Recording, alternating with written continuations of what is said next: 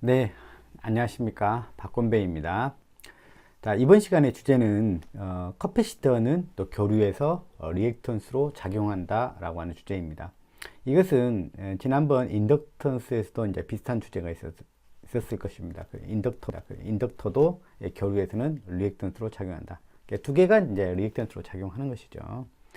자, 이 주제를 가지고 이제 본문으로 들어가 보도록 하겠습니다. 자, 오늘은 몇 가지 안내 말씀 먼저 드리고 본론으로 들어갈게요. 먼저 이 카페 안내를 좀 드릴까 합니다. 뭐 카페를 만들 생각은 없었는데 어떤 분이 요구에 의해서 제가 강의하고 있는 그 파일을 받고 싶다고 그래가지고 이제 그 파일을 좀 공유할 방법이 없겠더라고요. 그래서 이제 카페를 하나 만들어서 이제 거기다가 이제 자료를 올려서 이제 링크를 달아줬죠. 그래서 여러분들 강의를 보시면 더보기 밑에 보면 여러분들 강의 자료 해가지고 링크가 올라가져 있을 겁니다. 그러면 그 자료가 이제 이 카페랑 연결되어 있습니다. 그래서 이제 제가 오늘 작업에서 카페 바로가기를 여기다 링크를 여기다 만들어 놨어요. 그래서 여러분들이 제 채널에 홈에 오시면 여기 카페 바로가기 여기 누르시면 바로 카페로 연결이 됩니다. 그래서 카페 가시면 카페에 뭐 별거 없어요. 지금은 이제 만든 지 얼마 안 돼 가지고 주로 이제 여기 강의하는 그 파일을 다운로드 받을 수 있도록 이제 그런 용도로 이제 만들어 놨죠. 그래서 카페로 이제 직접 오시는 분들은 요렇게 URL을 치시면 오실 수가 있고요.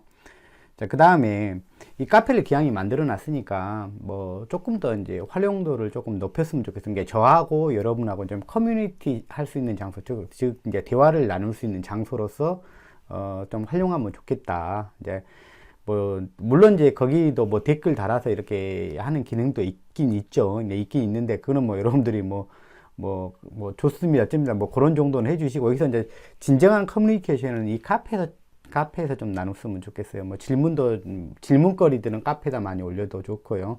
카페에 제가 자유 게시판도 올려놨고, 그 다음에 이제 자료 공유하는 그런 것도 만들어 놨으니까 여러분들이 혹시 좀 필요한 거 있으면 제가 하나 정도 그 게시판 목록을 새로 만들어 놓을게요. 여러분들 혹시나 필요한 거 있으면 자유 게시판에다가 자유롭게 써주시면 제가 의견을 반영해서 뭐 저뿐만이 아니라 여러분들을 위한 공간으로 여기 이 카페를 만들고 싶어요. 그리고 이제 뭐 많이들 그러진 않겠지만 어떤 분들은 매일같이 이제 제가 올리는 자료를 갖다가 이제 제가 언제 업로드를 할지는 모르잖아요. 오늘 업로드 할지도 안 할지도 또 모르고, 근데 이렇게 또 기다리시는 분들이 혹시나 있을까봐 제가 이제 못 올리는 날은 이렇게 공지사항에다가 이렇게 올려가지고 이런 식으로 제가 이렇게 써놓겠습니다. 뭐 이거죠. 뭐 설 연휴 뭐 이 기간 동안에는 업로드가 안 됩니다. 이렇게 해놓으면은 여러분들 업로드를 기다리신 분들은 가끔 여기 들어와서 시간 낭비하실 필요 없을 것 같아가지고 미리 제가 못 올리는 것은 못 올린다라고 이렇게 조금 좀 미리 공지를 해 놓을게요. 그럼 여러분한테 좀 도움이 될 것 같기도 하고요. 그 다음에 제가 많이들 제가 이제 지금이야 이제 제가 1월 달에는 좀 저도 개인적으로 좀 많이 쉬고 싶어서 일정을 많이 만들지 않는데 뭐 2월도 이렇게 강의가 이렇게 쉽게 2월이나 3월 이제 지나가면서부터 이렇게 강의를 하루에 이렇게 많이 올리기는 어려워요, 시간적으로. 그래서 꼭 제가 장기 출장이 있을 때는 뭐 2박 3일, 3박 4일 이렇게 출장이 있을 때는 그 기간 동안에는 제가 집에 돌아올 수 없거든요. 그러니까 강의를 찍을 수도 없어요. 그래서 그런 기간들은 또 여기다 갖다 공지해서 업데이트가 안 된다, 그런 이야기도 해줄 거고요. 그 다음에 자유롭게 여기다가 의견도 개진하고, 여러분들 어떤 강의 좀 해줬으면 좋겠다, 그런 것도 여기다 자유 게시판에 올려주셔도 되고 자유롭게 했으면 좋겠어요.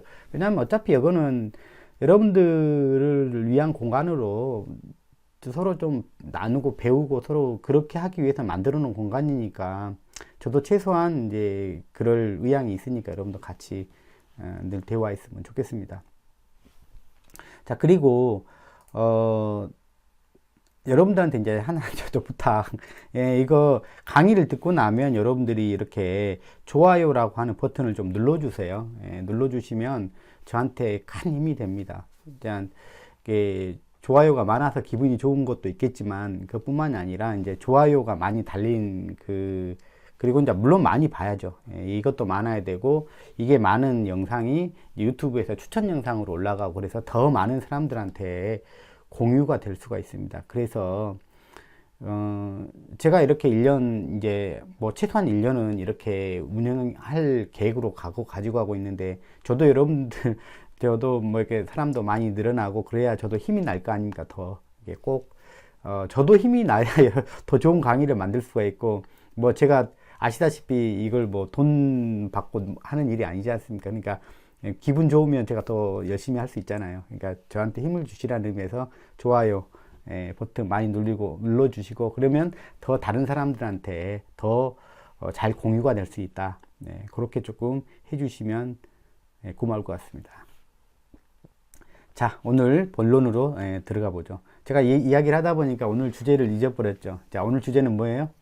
커패시터가 교류에서는 리액턴트로 작용한다. 뭐 그런 주제죠. 근데 커패시터를 지난 시간에 잠깐 그 물리적인 특성을 이야기를 했는데, 조금 더 이야기를 하고 그 이야기로 계속 이어가도록 하겠습니다. 자, 커패시터가 자, 여기는 지난 시간에 봤던 그림이죠. 그죠? 초기에는 모든 그 물질은 중성인 상태에 있어요. 정기적으로 중성인 상태에 있어요. 정기적으로 중성이다. 정기적으로 중성이다라는 것은 뭘 의미하냐면, 플러스 양전화, 전기 자기약할 때 다 이야기죠. 양전화와 음전화의 개수가 딱 맞아 있는 상태죠. 없는 상태가 아니고 딱 맞아 있는 상태가 이제 뭐냐면 극성을 드러내지 않는 거죠. 양성이든 음성이든 드러내지 못하는 그 상태를 갖다 우리는 정기적으로 중성이라고 이야기를 했고, 꼭 이제 이런 식이라는 거. 여기가 마이너스고 여기가 플러스라고 그러면 이게 개수가 딱 맞아 들어서 뭐냐면 어떤 극성도 드러내지 못하고 있는 상태, 즉 정기적인 관점에서는 정기적 에너지가 정기적으로 무의미한 상태가 되겠습니다. 물론 여기뿐만이 아니라 이 도체 부분도 그렇게 되어 있다는 거죠. 근데 표시를 안 했을 뿐이에요. 딱 맞아져 있는 상태도, 그러니까 움직이지도 않고 딱 멈춰 있어요. 멈춰 있고 그 다음에 정기적으로도 더 이상 아무런 의미도 지니지 않는 그런 상태가 정기적 중성 상태다라고 생각하면 돼요. 그게 모든 물질의 초기 상태가 그런 상태였다라고 보시면 돼요. 자, 그 상태에서 이제 외부에서 에너지를 이제 걸어주는 거죠. 여기 같은 뭐 직류를 이야기했는데 여기다가 뭐 플러스를 걸어주고 여기다 마이너스도 이렇게 걸어주면 이제 외부의 에너지를 가한 거죠. 그러면 어떻게 돼요? 우리가 알다시피 플러스는 얘를 갖다가 마이너스를 끌죠. 이쪽으로 끌죠. 그 다음에 마이너스는 뭐예요? 마이너스를 밀어버리죠. 근데 여기서 주의할 것은 뭐냐면, 뭐가 움직이냐, 전화 중에서 뭐가 움직이냐. 이제 우리가 뭐 양전화도 움직인다, 음전화도 움직인다, 그럴 수가 있는데, 항상 상대적인 거예요. 상대적인 거니까 그렇게 알아두시고, 항상 지금 움직일 수 있는 대상은 뭐라고 생각하십니까? 음전하다, 전자다, 이렇게 생각하시면 돼요. 걔가 훨씬 가볍기 때문에 얘가 움직여. 그리고 얘는 안 움직여. 플러스 양전화는 안 움직인다고 생각하면 돼. 이제 상대적으로 움직인 것처럼 표현해 줄 수는 있죠. 왜냐하면 전자가 움직인 거를 갖다가 상대적으로 전자를 멈춘 상태로 놓으면 걔가 움직인 것처럼 표현할 수 있죠. 그러니까 그런 이야기 말고 이제 전자가 움직인다고 생각하세요. 그러니까 양전화, 빨간색들은 제가 양전화라고 표시했고, 지금 파란색은 음전화라고 표시했어요. 그러니까 음전화로 쭉 끌려가죠. 그러니까 이쪽은 어떻게 됩니까? 한쪽은 그러면 이제 여기가 구슬이 다 연결되어 있다고 생각을 해보세요. 구슬이 다 채워졌다 생각하면 구슬이 또르르 굴러서 가는 거예요. 이렇게 굴러서. 파란색 구슬이 다 연결돼서 또르르 굴러간다고 생각을 해보시면 돼요. 그렇게 또르르 굴러간다고 생각하시면 되죠. 그죠? 그 다음에 뭐냐면 빨간색은 멈춰있는 상태에서. 무슨 양인지 아시겠죠? 여기서 끌어당기니까 그런 모습이라고 생각하시면 돼요. 얘가 있던 게 일이 간 게 아니고 그 전에 있는 이런 것들이 이제 이어서 계속 가서 이어달리기 한다고 생각하면 돼요. 이어달리기. 우리 그 뭐 물건 같은 거 나를 때 사람들 줄 쭉 서가지고 이렇게 그 나르면 편리하지 않습니까? 그런 식으로 지금 이동하고 있다라고 생각하시면 좋겠습니다. 자, 어쨌든 얘가 이게 움직여서 이렇게 지금 이동하고 있어요. 이렇게 이동. 그러니까 그러면 이쪽은 뭐가 돼요? 그렇죠. 전자가 부족하죠. 음전화가 부족하죠. 얘가 부족하잖아요. 얘는 안 움직이니까 가만히 있더라도 얘 성향이 드러나게 되죠. 얘가 음전화가 부족해 버리니까 그 끌어당겨 버리니까 부족하잖아요. 그리고 이쪽 편은 어떻게 돼요? 음전화가 많아지게 되죠. 더 많아지고 과잉하게 돼요. 이 음전화가 과잉하게 되기, 이거 음전화가 부족하니까 뭐가 되는 거예요? 상대적으로 양전화가 많은 거죠. 그러니까 이건 양전화가 되는 거고, 한쪽 판은 양전화가 되는 거고, 또 한쪽 판은 뭐가 되는 거예요? 음전화가 과잉해지니까 음전화가 되는 거죠. 그래서 이런 상태가 되는 거죠. 자, 그런데 이제 그렇게 되면 이게 움직일 텐데, 그러면서 여기 내부는 뭐 어떤 형태로 바뀐다 해서 여기서는 또 변이가 일어난다고 그랬죠. 예, 변이가 유전체에서 변이가 일어나는데, 그러면 도대체 몇 개나 여기가 움직일 거냐, 몇 개나 일렉트론들이 몇 개나 이쪽으로 갈 거냐, 여기 이렇게 이게 갈 거냐, 이동해서 갈 거냐라고 하는 어떤 기준이 있어야 될 거 아니에요. 그러니까 뭐 양이 여기에 그릇이 크면 물로 따지면 더 많이 이동해야 찰 것이고 뭐 이럴 거잖아요. 그죠? 그게 이거 말하면 이제 그릇이란 말이야. 어쨌든 전하를 담는 그릇의 크기라고 그러면은 그 그릇의 크기는 뭘로 결정되냐? 우리가 말하는 정전 용량에 의해서 결정돼. 이게 그릇의 크기를 의미하는 것이죠. 그래서 뭐 입실론에 지난번에 A분의 D 해가지고 뭐 A는 이렇게 극판이 넓으면 넓을수록 좋고, 그 다음에 거리는 가까우면 가까울수록 좋고, 이제 이미 이거는 정해져 있으니까 내용상으로 여기 안에 들어가 있는 물질이죠. 요것이 이제 입실론이죠. 유전체가 유전율이 큰 놈이면 놈일수록 더 많이 그 전하를 갖다가 더 이동시킬 수 있다는 얘기다. 더 채우는데 더 시간이 더 오래 걸리겠죠. 그러니까. 즉, 이 분국의 개수라는 거죠. 이 분국이 되는 개수. 이 분국이 뭐냐면 이렇게 4개가 된다. 이렇게 4개가 된다 그러면 여기 보면 여기 몇 개 붙이면 끝난다는 거예요. 여기 하나, 둘, 셋, 4개. 이쪽으로도 하나, 둘, 셋, 4개면 끝나는 거죠. 더 이상 뭐냐면 움직일 게 없다는 이야기죠. 무슨 이야기인지 아시겠죠? 더 이상 이 분국이 일어나는 개수에 의해 가지고 뭐냐면 움직이는 개수가 정해져 버리죠. 그러면 어떻게 되겠어요? 이런 식으로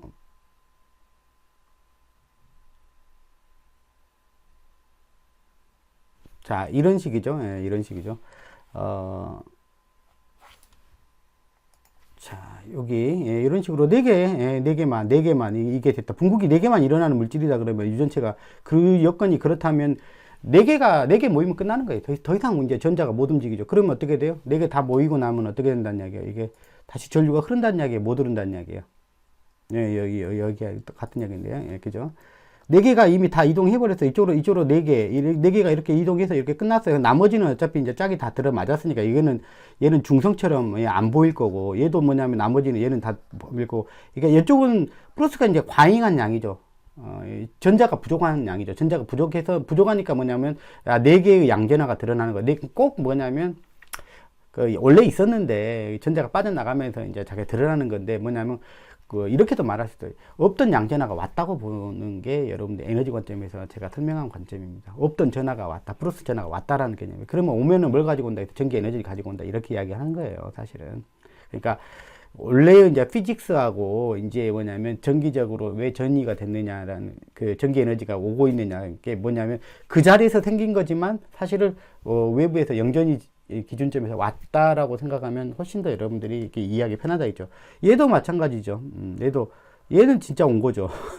얘는 진짜 온 거죠. 마이너스가 와서 이쪽에 나머지를 갖다 다 이꼬를 시키고 나라시 시키고 나머지 이제 걔가 이제 과잉한 양만이 드러나게 되는 거죠. 그래서 이 개수가 이게 4개밖에 안 되잖아요. 이 전화 개수가 4개만 움직이면 끝나버리는 거죠. 근데 그 개수를 결정해 준 게 바로 이게 뭐냐면 이 캐패시터를 그 중간에 갖고 있는 뭐냐면 유전체의 특성이란 말이에요. 유전체의 특성. 유전 분국이 몇 개 일어나느냐. 그래서 유전율이 정해지는 거죠. 이 개수가 많아서, 즉, 이게, 입실론 제로, 입실론 아니라고 쓰는 얘가 크면 클수록 즉 이 분국의 개수가 늘어난다는 거죠. 분국의 개수가 어떤 놈은 전압을 갖다가 같이 뭐 100V 똑같이 가해도 어떤 놈은 4개, 어떤 놈은 10개, 똑같은 전압을 가해도. 그죠? 그런 것이죠. 그거에 따라서 뭐냐면 모일 수 있는 전하의 개수가 달라지는 것이죠. 그러니까, 그 분국이 얘가 작으면 작을수록 뭐냐면 빨리 끝나버리겠죠. 이동이 빨리 끝나버리겠죠. 뭐 4개 못하면 금방 못하는데 뭐 그렇게 크게 끝나면 좀 늦게 걸려. 시간이 상당히 좀 오랫동안 소요될 수가 있겠죠. 자, 이런 거죠. 그래서 이제 이게 차는데 오래, 이게 분국이 작을 때, 즉 용량이 작아져 C가 결국은 C죠. 예, 결국은 C가 작을수록 뭐냐면 빨리 차버리죠, 전화가. 빨리 차버리면 어떻게 돼요? 이 전화가, 이게 이동하는 게 금방 끝나버리면 그다음부터 다시 어떤 상태로 말해요? 재료의 물리적 상태는 예, 아까 이게 전자가 움직였으니까 얘도 움직일 거 아니야. 변이가 돼서 움직였을 거 아니야. 그죠? 얘들도 움직였을 거 아니야. 얘는 변이돼서 움직이고 얘들은 진짜 움직이죠. 도선에서는 움직이죠. 그럼 이게 뭘로 등장한다는 거예요? 전류로 등장한다는 이야기죠. 그러다가 뭐예요? 네 개 다 못 타져버리고 못 타진 그 뒤부터는 어떻게 돼요? 전류가 안 흐르는 상태. 다시 여기가 어떤 상태로 다시 표현되는 거죠? 등가적으로 보면 다시 절연물처럼 된다는 거죠. 전류가 다시 통하지 않는 그런 상태. 그러니까 전류 입장만 바라본다면 그렇게 되겠죠. 전류 입장만 바라본다면 자 이렇게 R은 있는 거니까 이렇게 있다 그러면 여기도 충전한다고 생각을 해보세요. 그러면은 여기 전압은 이렇게 차죠. 당연히 지난 시간에 했듯이 이렇게 되죠. 전류가 어떻게 된다는 얘기예요. 이렇게 흐르다가 뭐냐면 여기 있는 순간 충전이 완전히 다 끝난 상태에서 여기서는 0A 즉 무슨 상태로 바뀌는 절연 상태로 돌입한다는 거죠. 다시 원래도 절연 상태였죠. 여기가 절연물 상태였는데 여기에 스위치를 닫는 순간에 전류 스위치를 닫는 순간에 아까 뭐예요? 그런 이동이 잠깐 일어났죠. 그런 여기 내에서는 뭐가 일어나고요? 분국이 일어나고 그 다음에 여기서는 돌았죠. 전자가 돌았죠. 잠깐. 근데 언제 돌았냐면 여기서 여기까지 요 상태가 된 이후까지죠. 여기까지. 그 상태에 이제 이 전류로 나타나는 이 전자의 흐름이 뭘로 나타나는 거예요? 이 전류로 나타났다는 이야기죠. 그래서 이 전류를 우리는 소위 말해서 뭐라고 불렀어요? 이 전류를 충전 전류라고 이렇게 부른 거죠. 그리고 뭐냐면 요 관점에서 여기 관점에서 바라보면 이 전류를 또 뭐라고 불러요? 변이 전류 이렇게 부르는 거죠. 변이 전류. 변이 전류. 그리고 나서 이게 변이가 다 끝나고 나면, 즉 충전이 완전히 끝나고 나면, 즉 전화가 다 충전이 완료가 됐다는 것은 원하는 개수의 전화가 다 들어찼다는 이야기죠. 그리고 다 들어찬 이후부터는 다시 얘의 물성은 뭐처럼 보인다는 얘기가 절연물의 성향으로 다시 바뀌어 버린 거죠. 그래서 이런 상태가 되는 것이죠. 무슨 얘기인지 아시겠죠? 이제 그게 여러분들이 이 캐패시터를 갖다가 이제 물성적으로 일단 그렇게 이해를 하고 가야 된단 말이에요. 우리가 맨날 회로에서 CC 해놓고 맨날 계산하다 보니까 원래 C 놓고도 그냥 원래 전류가 흐르는 게 정상적인가 보다라고 생각할 수가 있어요, 사실은. 우리가 뭐냐면 RLC 놓고 맨날 전류 계산하잖아요. 그러니까 전류 계산하다 보니까 C는 원래 전류를 잘 흘리는 녀석으로 원래 생각을 해버릴 수가 있어요. 근데 그게 아니라 원래 본성적으로 뭐란 얘기예요? 절연물인 상태, 원래 끊어져 있는 것이 정상적인 상태란 얘기죠. 그러면 이제 다시 되돌아서 한번 생각해봐요. 여러분들, 어떤 상태 C가 있었는지 다시 이게 교류회로였는지 아니면 직류회로였는지 이제 구분해서 봐야 될 여기 직류회로였구나. 그러니까 얘는 정상 상태에서는 의미가 없어요. 얘는 오픈이 되겠구나. 이거 우리가 딱 이게 이해할 수가 있는 거죠. 그래서 C를 직렬로 함부로 쓰는 게 아니에요. 직류회로에서는 특별히. 근데 교류회로에서는 다른 의미로 이제 직렬로 함부로 쓰면 안 되는 이유가 뒤에서도 나올 거예요. 자, 그러면 이제 이거를 이렇게 다 채웠어요. 이게 이제 이렇게 딱 채우고 나면 이제 이 상태가 되면 다시 이제 충전이 완료가 된 상태겠죠. 그러면 여기는 전류가 다시 안 흐르겠죠. 왜냐하면 다 멈췄으니까. 모든 전화가 다 멈췄으니까.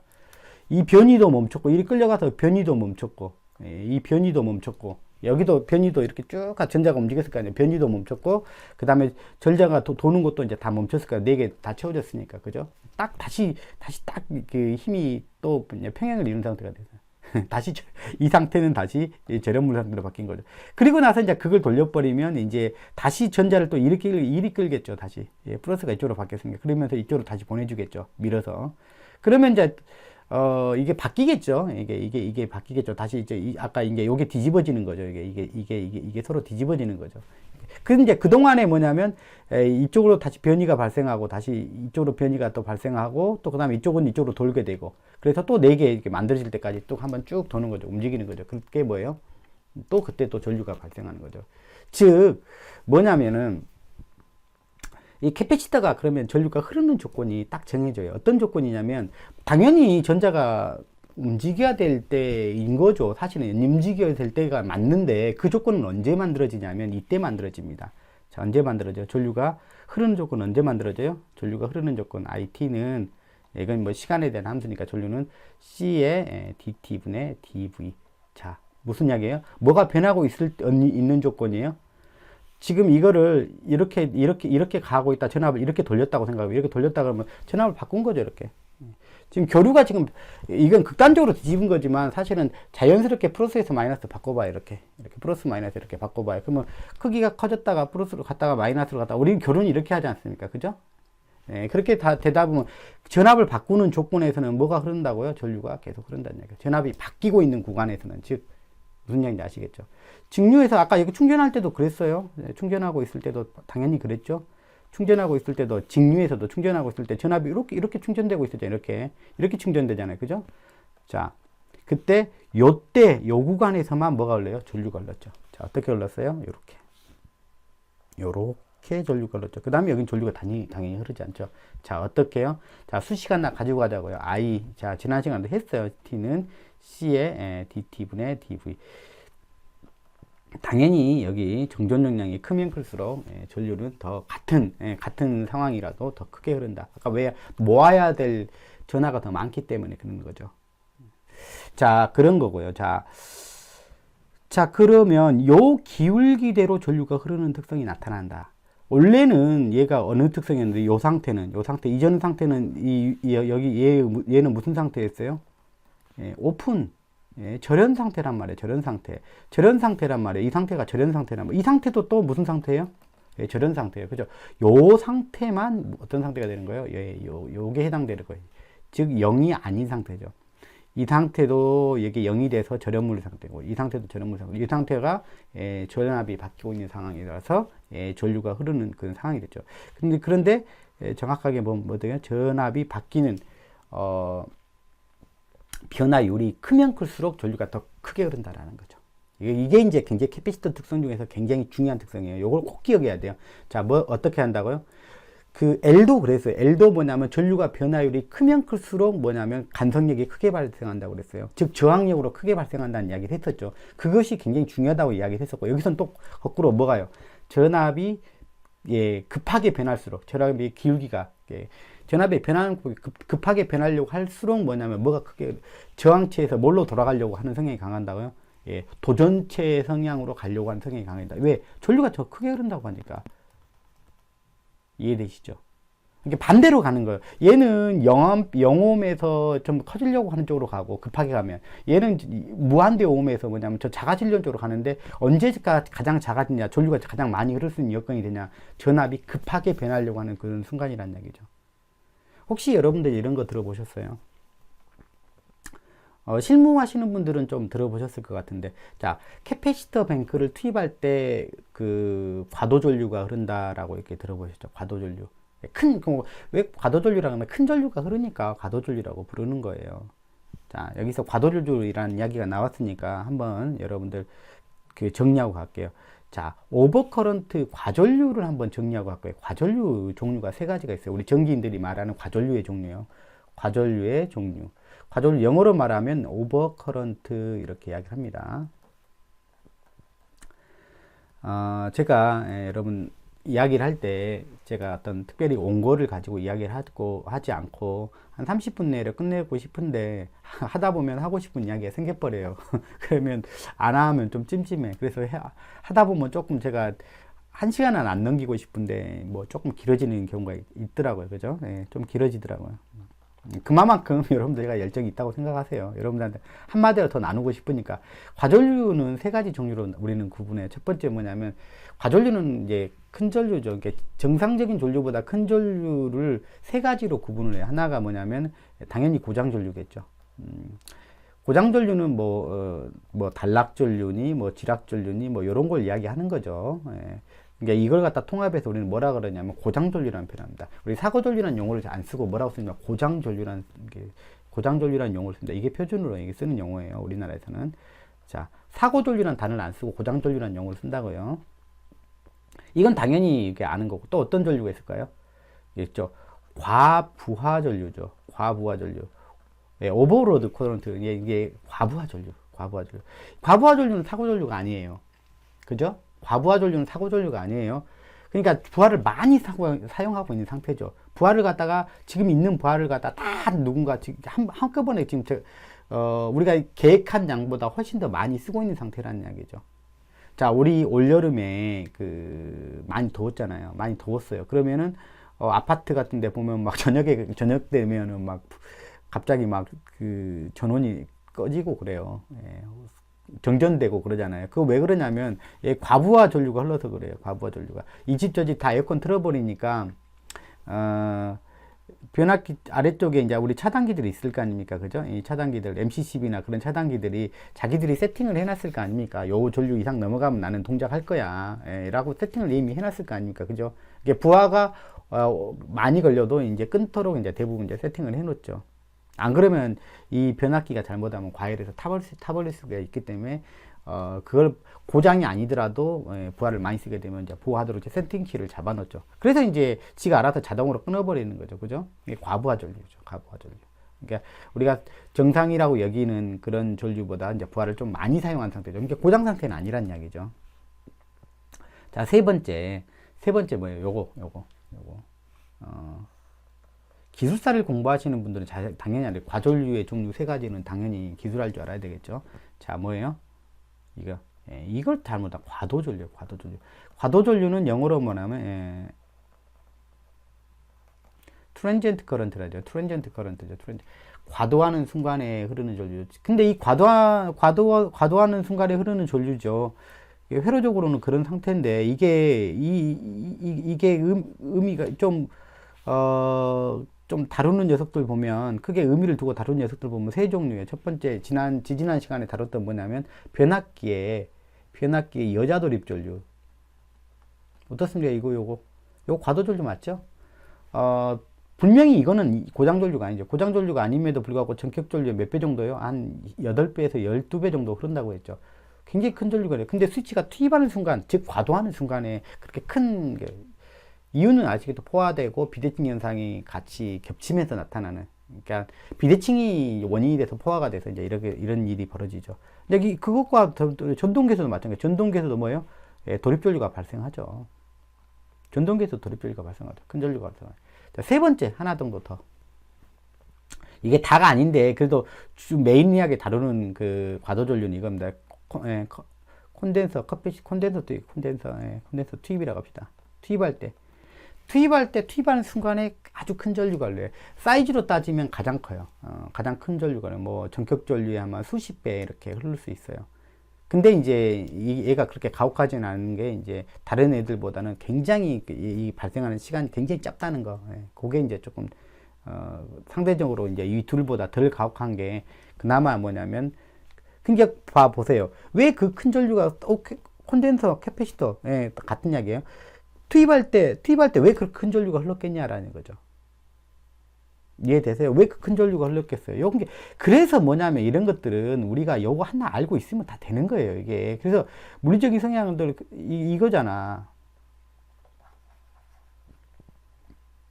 이제 그래서 제가 왜 물리적인 성향, 제가 다른 어떤 수학으로 뭘 풀고 안 하고, 내가 일부러 그거 안 하는 거예요. 그거 하면 여러분들 맨날 수학 저거 2단계에서 어떻게 저거에 올라가는지, 그거 하다가 에너지 다 쏟다 보니까 물리적 관점 전혀 못 봐요. 그래서 제가 일부러 이 기본기 강의할 때는 수학을 여러분한테 드려 보이지 않고 뭐냐면 물리적 관점을 이야기하는데 에너지를 다 쏟으려고 그래요. 그래야 여러분들이 이걸 다 듣고 나서 필요할 때 이제 이거는 계산을 이렇게 하면 됩니다. 저렇게 말하면 됩니다. 그때 이제 필요한 거예요. 네, 그렇게 생각하시면 돼요. 우리가 너무 중고등학교 때부터 수학 잘하면 좋은 대학교 가잖아요. 그러다 보니까 수학 잘하는 거에 대한 어떤 선망이 있는 것 같아요. 그러다 보니까 맨날 들어가자마자 우리가 여러분 대학교 시절 때 생각해 보세요. 교수님이 가르쳐 주는데 전 불만이 많아요, 사실은. 실력이 없다고 저는 봐요. 그런 교수님들이 다. 들어가자마자 물리적 관점 이만큼 설명해 주고 바로 수학으로 풉니다. 그게 왜 그러냐면 수학을 잘해서 그걸 푸는 게 아니라 물리적 관점을 모르니까 그걸 설명을 할 도리가 없으니까 그냥 나와 있는 수학이나 풀고 있는 거예요. 죄송합니다. 예. 어쨌든 그래서 뭐냐면 그런 걸 깨달았기 때문에 제가 뭐냐면 여러분들한테 지금 이 유튜브 강의를 터서 이거를 지금 말씀드리고 싶은 거예요. 그래서 여러분들이 이걸 먼저 익혀놓은 다음에 그 다음 필요하면 제가 이제 앞으로 1년 동안 한다면 얼마나 많은 걸 만들어내겠습니까? 그럴 때 여러분들한테 진짜 필요한 수학들도 그때 가서 이야기를 하다 보면, 붙여서 이야기하다 보면 여러분들이 굉장히 좀 그전보다는 많이 보는 시각이 달라질 것이다 라고 저는 기대를 합니다. 전압이 많이 변하면, 전압이 급하게 변할수록 전류가 크게 흐른다. 즉 원래 저런체 성향이던 것이 뭐냐면 도체인 성향으로 바뀔 수 있다는 거예요. 전압이 급하게 변화. 그러니까 전압이 안 흐르다가 갑자기 흐르려고 하겠잖아요. 투입하는 순간에. 전압이 상승하려고 하는 순간 이 기울기가, 전압이 상승하려고 하는데 이때 안 흐르다가 갑자기 상승하려면 이때 기울기가 있을 거 아니에요. 전압의 기울기가 가장 급하게 나타나겠죠. 기본적으로. 그러니까 이 순간에 뭐가 되겠어요? 이 순간에 뭐냐면 캐패시터에 그 투입하는 순간에 뭐냐면 자기는 물성적으로 뭐냐면 주파수면은 고주파가 들어온 거지. 그러니까 뭐냐면 급하게 변하려고 하는 그 순간이 어떤 전류를 강하게 흐르려고 하는 순간이죠. 그래서 뭐냐면 나타나는 성향이라고 생각하시면 그냥 금방 이해가 되죠. 뭐 어렵게 이해가 될 게 아니죠. 자, 그렇습니다. 그런 것이고, 자, 그 다음에 이야기도 한번 해볼까요? 자, 이거를 갖다 아까처럼 이제 이렇게 충전을 해놨다. 뭐, 이게 지금 충전된 상태죠. 아까 충전을 완료한 상태에서 아까 4마리씩 다 잡았잖아요. 플러스 양전화 4마리, 음전화 4마리 이렇게 딱 붙들고 있는 상태가 딱 충전이 이제 완료가 된 상태죠. 이게 뭐 100V라면 100V라고 치고. 그러면 이쪽은 양전화가 되고, 이쪽은 양극이 되고, 이쪽이 음극이 되는 거죠. 여기가 극속으로 따지면. 이제 이걸 갖다 충전했다가 이제 얘가 이제 부하라고 생각을 해봐요. 이제 여기 있다가 이제 만약에 이제 스위치, 여기를 갖다 스위치라고 생각하면 스위치를 딱 닫으면 뭐 이제 이쪽으로 방전을 하겠죠. 예, 방전하겠죠. 즉 이제, 이 상태는 지금 스위치가 열려있는 상태에서는 여기 움직이지 않고 그대로 홀딩하고 있는 거예요. 이대로 그대로 홀딩하고 있는 거예요. 움직이지 못하는 상태로 그대로, 전자도 지금 그 상태 그대로 있는 거예요. 유전체는 한번 그렇게 만들어지면은 거기가 그 자리가 딱 있으면은 도체와 같지 않게, 도체는 막 움직이거든. 근데 이게 도체가 아니기 때문에 움직이지 못하고 그대로 있어요. 그대로 있어. 그러니까 지금 뭐냐면 그대로 충전해 놓고 그대로 스위치 끊어버리면 뭐냐면 그 충전된 상태로 그대로 그 에너지를 가지고 있는 상태로 그대로 있다는 이야기예요. 그러다가 이제 그런 것이죠. 그러다가 이제 스위치를 딱 넣는 순간 어떻게, 여긴 도체잖아요. 여기는 도체잖아요. 도체니까 어떻게 되겠어요? 움직일 수 있죠. 예, 도체니까 뭐가 움직일 수 있어요? 전화가 움직일 수 있죠. 그잖아요. 전화가 움직일 수 있어요. 그러니까 이쪽은 플러스고 이쪽은 마이너스. 이쪽이 전위가 높은 쪽이죠. 이쪽이 전위가 높은 쪽이에요. 전위가 높은 쪽에서부터 이제 이쪽에서 이쪽이니까 이거 마이너스, 아까 이쪽 있잖아. 마이너스 얘네들 갖다 이쪽 끌어당기죠. 다 끌어당기면 이렇게 돌 거 아니에요. 전화가 이렇게 올 거 아니에요. 이제 움직임이 나타나니까 이렇게 돌 거 아니에요. 그죠? 전류는 이렇게 가겠죠. 그죠? 우리가 전류는 전하의 흐름과 반대 양전하의 뭐 흐름이라고 그러죠. 그러니까 양전하는 원래 안 움직인다 했는데 흐른다는 관점으로 하는 거잖아. 왜냐하면 상대적인 표현이니까. 그럼 전류가 이렇게 흐르는 거지. 이렇게 흐르는 거죠. 그죠? 이렇게 당기면서 흐르자마자. 이제 이게 방전되는 거죠. 아래에서. 그러면은 이게 흐르면서 전류가 흐르면서 뭐예요? 이쪽에서 전기 에너지를 소모하면서 여기서 이렇게 가면서 이제 전자가 하나씩 사라지겠죠. 이렇게 2개 옮겨갔다. 만약에 이게 2개 옮겨갔다. 그러면 이쪽에 2개가 이쪽에 붙어서 여기 사라지겠죠. 소멸되겠죠. 소멸이라는 게 뭐냐면 중성화된 게 소멸이죠. 2개만 남는 거죠. 근데 또 이제 3개 올라가면 또 붙어서 또 사라지고, 4개 붙어서 사라지고, 그러면 완전히 방전이 끝나는 거예요. 그러니까 전압이 100V에 있다가 이렇게 쭉 이렇게 전화가 돌아가면 어떻게 돼요? 다시 제자리로 돌아가면 어떻게 돼요? 뭐 0V로 이렇게 바뀌는 거죠. 즉, 쭉 이렇게 해서 방전이 일어나는 거죠. 함수로 따지면 익스포넨셜 함수로, 지수 함수적으로 전압이 떨어지게 되죠. 어때요? 여러분들이 이제 이런 거를 기본적으로 이제 이해를 하고 있으면 이제 조금 우리가 C에 대해서 이제 조금 뭐냐면 감이라는 게 생기죠. 아, 이거 이제 이런 거다. 근데 이제 너무 이제 이런 거를 귀찮아서 그런 건지 이걸 공부를 안 하다 보니까 이거를 보지 않고 바로 뭐 들어가다 보니까 사실 C가 뭔지를 잘 모르는 상태에서 우리가 계속 살아가게 됐던 것 같습니다. 물론 저도 그랬습니다. 자, 그러면 우리가 좀 이제 이야기를 좀 더 풀어보죠. 그러면 이 C의 특성을 이야기해 줄 수 있는 우리 요식 굉장히 중요하다고 그랬죠. 근데 물론 이 식을 갖다 적분식으로도 많이 쓰죠. 이제 VT는 뭐 이렇게 씁니까? 뭐 C분지 이게 넘기면 이렇게 되잖아요. 이렇게 해서 적분식으로도 쓰죠. 그죠? 적분식으로도 이렇게 쓰죠. 적분식으로 쓰는데 여러분들이 이걸 사용할 때는 미분식이 뭐냐면 그 물리적 관점을 이해하는 데 상당히 도움이 된다. 아, 전압이 변할 때 얘는 원래 저런처였는데 그때 전류가 흐른다. 그리고 뭐냐면 어떻게 해요? 전압이 변화율이 크면 클수록 전류가 더 많이 흐른다. 즉 도전성질이 저항으로 따지면 저항이 훨씬 더 작아지려고 한다. 이렇게 이야기하면 우리가 좀 금방 이해가 되지 않습니까? 그죠? 자, 그래서 이제 교류로 넘어오면 얘는 이제 주파수가 있기 때문에 늘 뭐가 변해요? 전압이 늘 변하기 때문에 캐패시터는 늘 의미를 가지죠. 회로에서 얘가 직류라고 그러면 얘가 저런체라고 그러면 여기 회로가 얘가 오픈되어 있는데 이거 회로 자체를 의미 없게 만들어 버리지 않습니까? 회로 자체를 끊어놨기 때문에 여기 스위치를 넣어놓고 스위치를 닫아놓은 상태에서 이제 사용하려고 하는데 닫아놓고 사용하려고 하는데 얘가 회로를 이미 끊어놓고 있어. 아무런 의미 없는 회로가 돼버리죠. 그죠? 그래서 얘가 의미가 있으려면 얘가 의미가 있으려면 항상 어떤 상태 된다고요? 전압이 항상 변하고 있는 상태죠. 그러니까 여기서 뭐 전압이 변하고 있는데 이렇게 변하고 있는 거죠. 그죠? 이게 충전되다가 여기서부터 또 방전되다가 또 여기서 방전이 됐다가 다시 또 뭐예요? 다시 또 역으로 다시 극성 바꿔서 충전한 거죠. 그리고 다시 방전하는 이걸 갖다 계속 반복하는, 즉 전압으로 보면 계속 지금 충방전하면서 개념적으로 충방전하지만 일단 현상론적으로 보면은 전압이 계속 바뀌고 있는 거죠. 그러니까 계속 뭐냐면 전화도 계속 이리 갔다 저리 갔다 움직이고 있는 상태가 유지가 되고, 그 다음에 뭐냐면 변이도 계속 유전체에서도 변이도 계속 발생하는 거죠. 뒤집어졌다가 이렇게 늘어났다가 또 발생했다, 이렇게 뒤집어졌다, 계속 같이 돌아가면서 같이 발생하는 거죠. 무슨 이야기인지 아시겠죠? 자, 요거를 우리가 페이저 펜으로 한번 다시 바꿔볼게요. 페이저 펜으로 바꿔보면 여기는 이제 i페이저. 이게 시간 함수를 갖다 주파수 함수로 바꿔보자는 이야기죠. 즉 이제 이게 복소수 형태가 되겠죠. 자, 요것은 뭐라고 그랬죠? 요거는 주파수 함수로 바꿀 때 이게 j-오메가로 바꿔 쓸 수 있다고 그죠? j-오메가. 페이저로 바꿔 쓴다면 j-오메가가 된다. 자, dt분의 d파이는 항상 한 번 더 합니다. 이 미분식은, 자, 전압을 미분했다, 정연파를 미분했다. 어떻게 돼요? 정연파를 미분하게 되면 어떻게 미상이 몇 도 앞으로 가게 돼요? 얘가 전압보다 몇 도 앞으로 가게 돼요? 90도 앞서게 만들어주죠. 이 미분이. 그죠? 사인이면 얘를 갖다 뭘로 만들어준다는 얘기예요? 미분하면 뭐예요? 코사인이 되잖아요. 무슨 얘기죠? 사인이면 코사인이니까 이렇게 되잖아요. 그러니까 코사인이 90도 앞에 있지.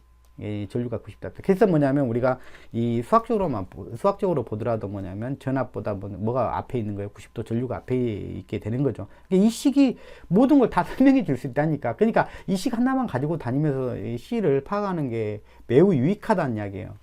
L에서는요, VT는 L DT분의 DI 이렇게. 그래서 항상 둘이 쌍으로 가지고 다니면 좋겠다는 이야기를 하는 거예요, 제가. 자, 이것도 페이저로 표현하면 V 페이저라고 쓰면 되죠. 그 다음에 그래서 여기 J 오메가 이렇게 쓸 수 있다 했죠. J가 무슨 연산자라고요? 그래서 순서대로 꼭 들어주세요. 자, 90도 앞서게 하는 연산자다. 90도로 앞서게 하는, 즉 이게 뭐냐면 이 미분 자체가 뭐냐면 90도로 앞으로 밀어주는 연산이죠. 그래서 여기로 보면 J, 그 다음에 오메가. 그러면서도 보세요.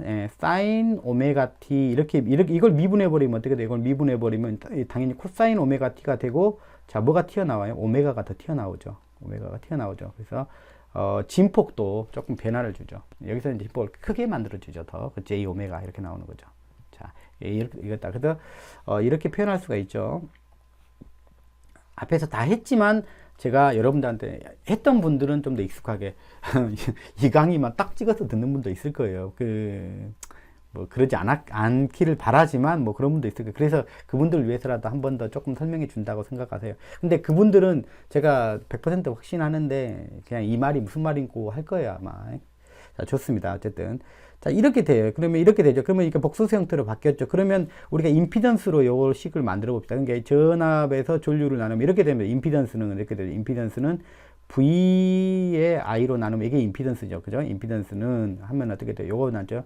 J 오메가 C분의 1 이렇게 남게 되죠. 요 식을 그대로 데려오면.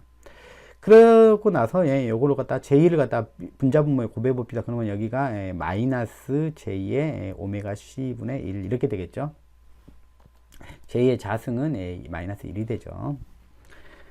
자, 이런 식이 되죠. 즉 뭐냐면 이 임피던스가 어떤 부분만 남아 있어요? 실수분은 하나도 없죠. 실습은 없죠. 여기가 복소평면에서 여기 R축이고 여기가 J축이잖아요. 여기가 실수축이죠. 예, 실수축이 결국 R이고 여기가 이제 허수축이 뭐냐면 리액턴스잖아요. 그러니까 즉 요 성분은 여기가 마이너스 J죠. 그러니까 여기든 이 축이죠. 있죠. 전압축, 그러니까 이 실수축과 90도인 이 축이 이제 우리가 허수축이죠. 즉 우리가 말하는 뭐예요? 리액턴스 축이죠. 리액턴스. 자, 그래서 이거는 결국 뭐예요? 이 임피던스, 이 C만의 회로에서는 요것은 뭐예요? 요거는 뭐라는 이야기죠? 요것은, 얘의 리액턴스는, 얘의 임피던스는 뭐라는 거죠? 리액턴스라는 이야기죠. 리액턴스. 리액턴스. 자, 어디 축에 있어요? 허수축에. 허수축에. 허수축에. 실수축에 있는 게 아니라 허수축에 있어요. 자, 리액턴스하고 저항하고 뭐가 다르다고 했어요? 개념적으로. 같은 건 뭐고 다른 건 뭐라고 내가 이야기했어. 같은 건 뭐고 다른 건 뭐예요? 리액턴스하고 저항하고. 제가 이렇게 질문을 가끔 드려야 여러분들 한 번 더 생각해 볼 거 아니야. 저항하고 리액턴스하고 뭐가 달라요? 얘도 이게 얘를 둘이 조합해가지고 우리가 임피던스라고 부르잖아요. 그죠? 교류에서는 그죠? 그래서 이거는 교류에서만 나타난다겠죠. 그죠? 자, 얘도 뭐에 개입을 해요? 전압 강화에 개입을 하죠. 전압 강화. 즉, 저항, 전류를 전압 강화되는데, 전압 강화. 얘도 전압 강화에 작용을 하죠. 즉 뭐냐면, 전류를, 방해하는, 흐름을 방해하는, 전류를 방해하는 요소로 작용한다는 것이 공통점이죠. 그죠? 저항처럼 작용한다. 저항성처럼, 이게, 우리가 저항하다 보니까 그냥 얘도 저항처럼 부르는 거지. 사실은, 이제, 이런 개념이죠. 사실은. 전류를 저항하는 거죠. 전류를 저항하는. 근데 얘는 뭐냐면, 실제 에너지를 소모하는 거예요. 발전기가 주는 에너지를. 즉, 에너지 공급원이, 공급축의 에너지를 갖다 그대로 소모해보죠. 어떤 형태로? 열로. 근데 얘는 뭐 어떻게 돼요? 얘를 소모한다고 다 소모하지 않는다고 그랬죠. 소모하지 않는다고 그랬죠. 소모하지 않는다고 그랬죠. 그래서 얘는 소모하는 거고 얘는 소모하지 않는다. 그래서 에너지를 실제 에너지를 소모하지 않는다. 잠깐 가지고 있다가 어떻게 돼요? 잠깐 가지고 있다가 다시 되돌려준다. 그래서 얘의 용어 자체를 뭐라고 쓴다? 리액턴스 이렇게 부르죠. 그리고 그런 개념이 여기서는 그 에너지 관점에서는 뭐냐면 여기는 유효전력이 되고 얘는 유효전력이 되고 이거는 뭐가 돼요? 여기는 어떤 소자가 돼요? R은 유효전력을 소모하는 소자가 되고 C나 L은 무슨 소자가 돼요? 무효전력을 소모한다고 하죠. 무효전력을 소모한다고 하죠. 무효전력은 실제로 뭐냐면 유효전력을 소모하는 게 아니죠. 무효전력이라는 개념 자체가 다른 거죠. 그러니까 실제 에너지를 소모하는 게 아니에요. 다시 뭐냐면 그래서 이거 뭐라고 그러죠? 이것도 영어로 뭐라고 그러죠? 무효전력을 reactive power라고 그래요. reactive power라고 부르고 이걸 뭐라고 그러죠? active power죠. active. 그러니까 요거죠. 다시 이게 요런 거죠. 소모하지 않고 다시 가지고 있다가 다시 되돌려주는 그런 성향의 것이다라는 얘기예요. 그게 다른 거죠. 그래서 얘는 어디 축에 실수축에다 두고 얘가 뭐가 되는 거예요? 실제 허수축에 둔 거죠. 그래서 플러스 J나 아니면 마이너스 J 이게 리액턴스가 되는 거죠. 이해되시죠? 그러나 이제 요게 마이너스 축에 있다는 거죠. 마이너스 축에. 즉 L과는 완전히 상반된, 그러니까 두 개 겹치면 둘이 상쇄가 되겠죠. 그죠? 둘이 성향이 만나게 되면 또 상쇄가 되겠죠. 그것도 미리 알 수가 있는 거죠. 자, 이걸 알 수가 있었습니다. C도 한번 무효전력, 이게 뭐냐면 유효 성분이 하나도 까먹지 않는지 그냥 한번 봐볼게요. 요런 개념.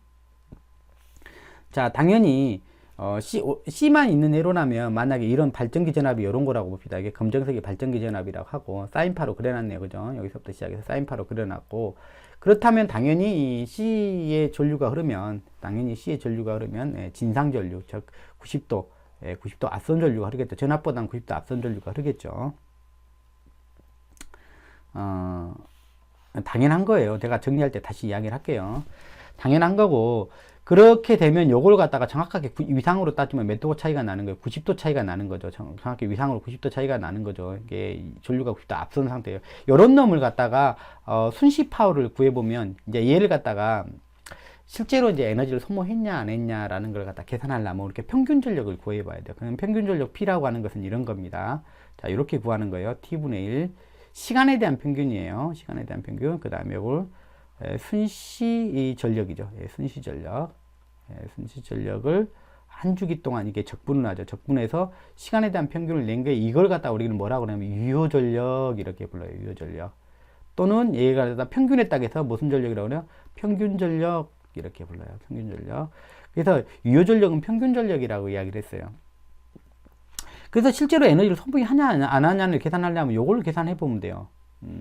요거 나중에 나올 거지만 반복 또 하면 좋으니까. 자, 유효전력은 이렇게 구해요. 평균전력으로 해요.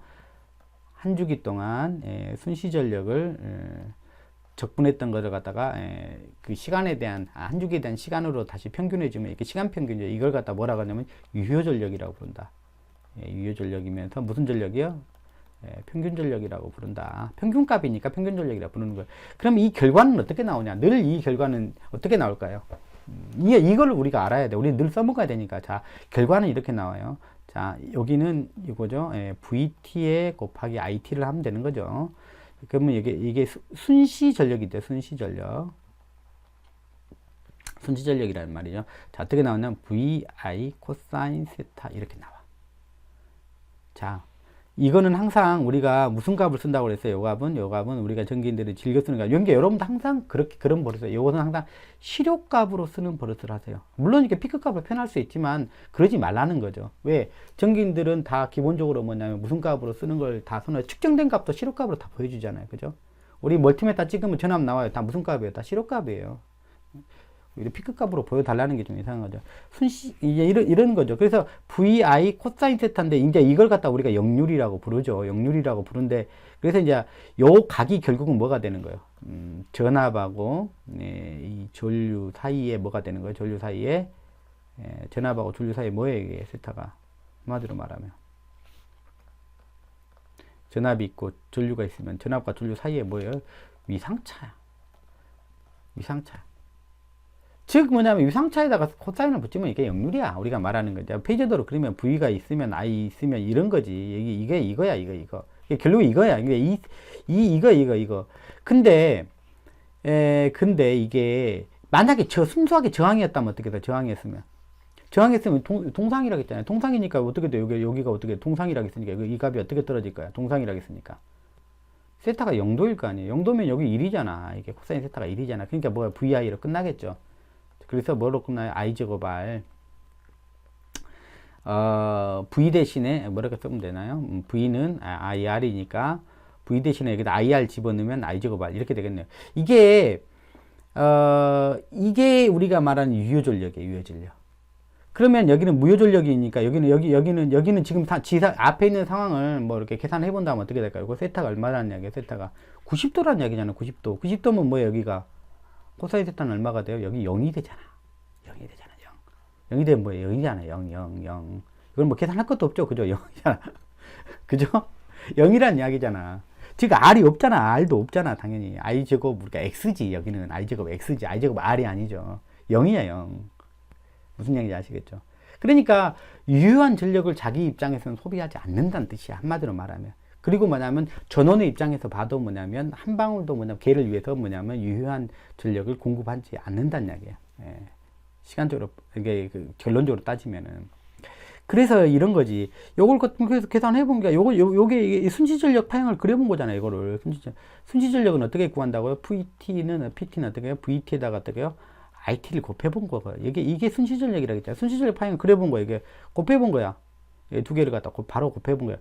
자, 요렇게 구간을 나눠본 거예요. 이렇게 구간을 나눠서 보니까 뭐예요? 여기 구간에서 어떻게 돼요? 전압도 플러스고, 전류도 플러스니까 뭐냐면 그 곱한 가격은 항상 플러스가 나오겠죠. 그죠? 그 다음에 여기서부터 여기 구간은요. 여기서 여기 구간은 전압은 플러스고, 전류는 마이너스니까 어떻게 마이너스가 나오겠죠. 곱하면. 계속 이런 식으로. 여기는 마이너스고 마이너스죠. 전체가. 그러니까 플러스가 나오겠죠. 그 다음에 요 구간은 뭐예요? 한쪽은 플러스고, 한쪽은 마이너스니까 또 마이너스가 나오겠죠. 이런 식으로 이제 이게 나온다. 그러고 나서 만약에 요놈을 갖다가 한 주기 동안, 여기까지가 한 주기죠. 한 주기 동안 이걸 적분을 하면 어떻게 되겠어요, 그럼? 적분하면 어떻게 돼, 일단. 이게 면적이잖아요. 면적이니까 적분하면 어떻게 돼, 결국. 여기서 여기까지 적분하면 빵 돼버리고, 또 여기까지 적분하면 또 빵 돼버리고, 그러겠죠. 무슨 양인지 알겠죠. 그걸 뭐 어떻게 평균해봐야 뭐예요? 평균해봐야 어차피 0이 나올 거 아니에요, 그죠? 어차피. 자, 그런 거예요. 그래서 이제 관점상 뭐냐면 이렇게 생각해도 좋아. 예, 플러스 쪽 영역은 이렇게 바라봐도 좋아. 그러니까 이제 그 전원의 입장에서는 이제 플러스 영역이잖아요. 플러스 에너지잖아요. 소위 말하면 플러스 에너지는 부하 입장에서 이렇게 보자. 부하 입장에서는 이렇게 생각하면 돼. 이런 것도 상당히 중요해요. 이런 말을 표현하는 것도 발전기가 있고 그다음에 이게 부하가 있다고 봐. 이게 부하야. 그러면 같이 이제 플러스 개념, 플러스 개념을 이거 정해야 돼. 플러스 개념은 뭐 나중에 이제 전압과 전류의 이제 방향을 가지고 이제 결정을 하는 건데, 이제 지금은 기본적인으로 이제 전압과 전류 방향이 같이 났을 때, 전압과 이제 전류 방향을 이렇게 같이 이렇게 봤을 때 이게 여기서 이제 빠져나가는 방향이냐 들어가는 방향에 따라서 이제 의미가 달라져. 근데 그러니까 이제 기본적으로는 전류 방향 이렇게 잡고 발전기에서 이제 부하 쪽으로 흐른다라고 잡고 보면 플러스 개념이 서로 다르게 해석이 되는 거야. 이 플러스는 뭐냐면 발전기 입장에서는 공급이야. 그러면 여기서 부하 입장에서 뭐가 되겠어요? 요게 여기 들어가는 쪽이잖아요. 그러니까 여기서는 어떻게 해석하냐면 여기는 흡수야. 흡수는 다른 말로 말하면 소비하는 거야. 그러니까 궁합이 맞죠. 아, 이게 이만큼이 필요한 놈을 갖다 공급한 놈을 얘가 갖다 썼구나라고 이렇게 개념을 딱 맞추면 되죠. 그죠? 발전기 입장에서 이 양은 공급한 양이 되고 부하 입장에서 그 양을 소비한 거죠. 네, 흡수한 거죠. 흡수한 거라고 해요, 일단. 근데 이제 이때 이제 흡수할 때 그 상황이 뭐냐면 저항과 이 RL이 저항이나 L이나 C는 다른 거지. 지금 C 이야기를 하고 있는데 L도 마찬가지예요. 흡수한 상황이지만 얘는 뭐냐면 써버리는 게 아니라 그냥 가지고 있는 거지. 저항처럼 뭐냐면 받아가지고 바로 열로서 그냥 바로 소모해버리는 게 아니라 그냥 가지고 있는 거야. 그래서 가지고 있다는 표현을 뭐라 쓰면 저장하고 있다고 해. 저장이란 말을 쓴단 말이야. L도 저장, C도 저장하고 있단 말이야. 저장하고 가지고 있으니까 뭐 할 수가 있다는 얘기예요. 달라고 하면 줄 수가 있는 거죠. 그죠? 그러니까 얘는 이제 여기 마이너스 영역에서는 마이너스는 뭐냐면 또 여기서 마이너스는 어떻게 하냐면 여기는 마이너스는 반대로 해석해야 되겠죠. 여기는 마이너스다. 그러면 뭐 여기가 흡수가 돼야 되겠고 여기는 마이너스 상황에서는 공급이 돼야 되겠죠. 그러니까 가지고 있던 걸 이쪽으로 다시 공급한 거야. 그럼 얘가 흡수한 거야. 그러니까 전원 입장에서 봤을 때는 뭐냐면 줬다가 다시 돌려받았어. 줬다가 돌려받으니까 어떻게 돼요? 뭐냐면 하나도 안 까먹은 거지 결국. 뭐 그런 것이에요. 이제 그것이 뭐냐면 저항과 리액턴스가 다르다는 거. 다시 돌려줬다는 얘기예요. 이 저항은 뭐냐 한번 소모하고 끝나버리는 거예요. 그래서 다 유효하게 일로서 그냥 사용해버린 거서 주고받고 이 관계가 다 끝나버린 거죠. 그죠? 저항은 뭐냐면 주인도 다 받아 쓰는 거죠. 그러니까 새롭게 계속 만들어야 되겠죠. 계속 새롭게 그 부분을 유효 전력을 계속 새롭게 저항 때문에 만들어내야 되겠죠. 그 대신 L이나 C 때문에는 그 뭐냐면 유효 전력을 걔 때문에 만들 필요는 없다는 거죠. 그 대신에 이제 발전기는 그게 아니라 이제 얘네들은 뭘 사용해요? 이걸 갖다 이제 무효 전력이라고 이야기하죠. 이런 전력을 무효 전력이라고 리액티브 파워라고 이야기해요. 받았다 다시 이 리액티브 파워를 생산을 해야 돼요, 결국. 그래서 발전기는 결국 두 가지를 생산하게 돼요. 좀 길어지고 있어요. P나 결국 Q를 생산해요. R을 위해서 P를 생산해야 되고 그 다음에 X를 위해서 뭘 생산해야 돼요? 무효 전력을 생산해야 돼요. 자, 그 부분 나중에 유효전력과 무효전력 편에 가서 조금 더 구체적으로 다뤄보지만 제가 미리 여기서 다 뭐냐면 한 번씩 터치하고 가는 이유는 뭐냐면 우리가 반복해야 될 이유가 있어요. 반복을 해야 그것이 여러분들이 머릿속에서 정착이 되고 유기적으로 이제 이해가 되고 그럴 것이라는 생각이 들기 때문에 그럽니다. 의외로 여러분들이 뭐 반복해서 안 보시죠. 그러니까 앞에서부터 들으시는 분들은 꼭 제가 그 분들을 위해서라도 반복해서 제가 표현하니까 그렇게 좀 이해를 해 주셨으면 좋겠습니다. 네, 제가 하고 싶었던 이야기들은 아마 제가 하고 싶었던 이야기들은 아마 이제 대부분 다 한 것 같습니다. 자, 오늘의 주제는 그 캐패시터가 교류에서는 리액턴스로 작용한다. 그건 물론 이제 L하고 똑같죠. 개념적으로 똑같은데 이제 성향이 약간 반대로 나타났을 뿐이죠. 그죠? 얘는 플러스 J이고 얘는 마이너스 J 성향으로 나타났죠. 무슨 얘기인지 아시겠죠? 얘는 그러니까 회로가 끊어져 있는 상태에서는 이걸 회로라고 안 그런다고. 그러니까 얘가 이제 전압이 변하게 되면서부터 즉 뭐냐면 얘가 이제 결국 무한대인 놈 임피던스에서 실제 임피던스로 이제 쓸 수 있는 임피던스로 바뀌어 나가는 거죠. 그게 이제 뭘로 작용한다고요? 리액턴스로. DT분의 DV의 성향이 나타나는 리액턴스 성향이 나타난다는 거죠. 즉 전압이 변화가 급하게 나타날수록 그러니까 리액턴스가 여기서는 저항이 아니에요. 무한대에 있을 때는 그 절연체 성향이 있을 때는 그런 회로를 만들 수 없는 상황이니까 그거는 그래서 이제 의미가 없는 상황이라고 이야기를 하는 거고 이제 얘가 저항 성향이 갖게 되면 즉 전류를 제한하는 성향이 갖게 되면은 얘는 저항 성향을 띠는 게 아니라 어떤 성향을 띈다고요? 리액턴스 성향을 띠게 된다는 얘기죠.